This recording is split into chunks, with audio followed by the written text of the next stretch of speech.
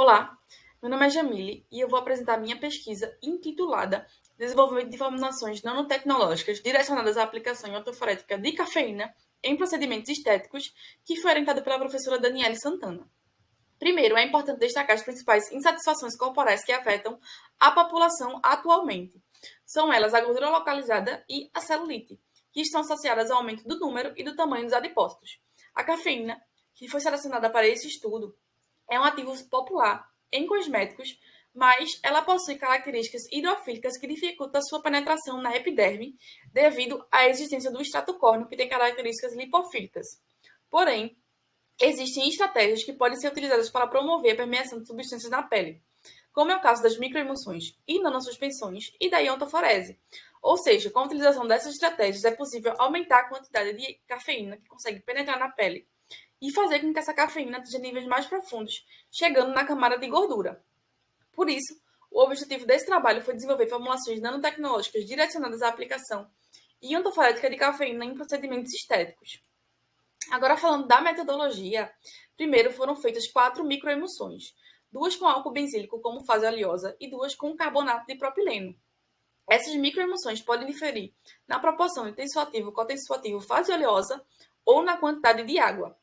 Para obter as nanosuspensões, foi pesado 1 grama das microemulsões, acrescentado 3% de cafeína e depois foi adicionado água, umas até chegar no ponto de tubação e outras até chegar à quantidade de 2 ml. Também foi feita a seleção do líquido extrator que será utilizado nos procedimentos de tape stripping.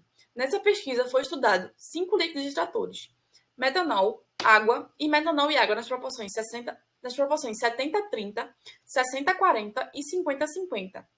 Visando quantificar a cafeína por cromatografia líquida de alta eficiência, foram feitas 2 curvas de calibração. Uma com a finalidade de analisar as amostras obtidas na seleção do líquido extrator e no tape stripping dos futuros experimentos, utilizando células de difusão vertical, e outras para quantificar a cafeína no fluido receptor. Agora, falando do resultado e da discussão, primeiro as microemulsões. Foi analisada as características organolépticas e as amostras estavam líquidas, mostrando que visualmente essas microemulsões foram formadas.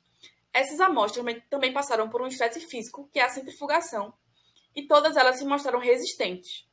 Sobre o tamanho de gotícula, as 3 últimas elas atingiram um tamanho de gotícula menor que 100 nanômetros e valores de PDI aceitáveis, podendo ser caracterizadas como microemulsões, diferente da primeira amostra, e por isso ela vai dar origem a nanosuspensões inadequadas.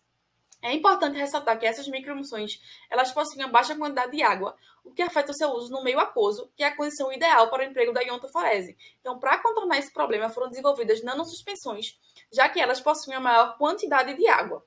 Quando analisamos as características físico-químicas das nanosuspensões no seu ponto de tubação, a gente consegue perceber maiores tamanhos de partícula e maiores valores de PDI.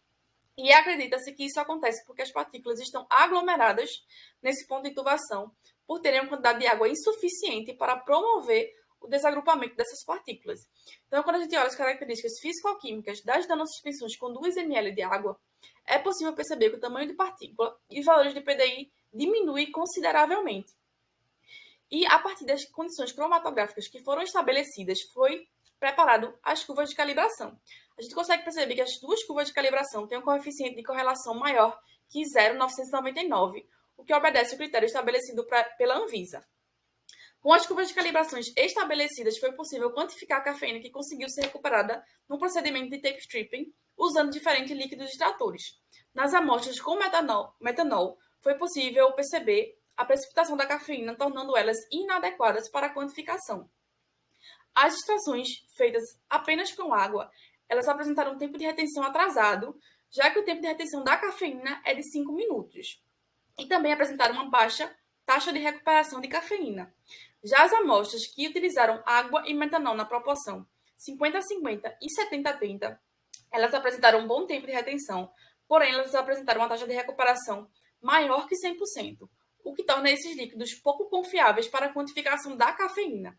As amostras que receberam metanol e água na proporção 60-40, elas apresentaram um bom tempo de retenção e uma boa taxa de recuperação, e por isso foi a condição escolhida para as análises futuras nos procedimentos de tape stripping. Por fim, eu gostaria de agradecer a todos que contribuíram de alguma forma para essa pesquisa, a minha orientadora, à Escola de Verão pelo espaço cedido e a todos vocês pela atenção. Muito obrigada.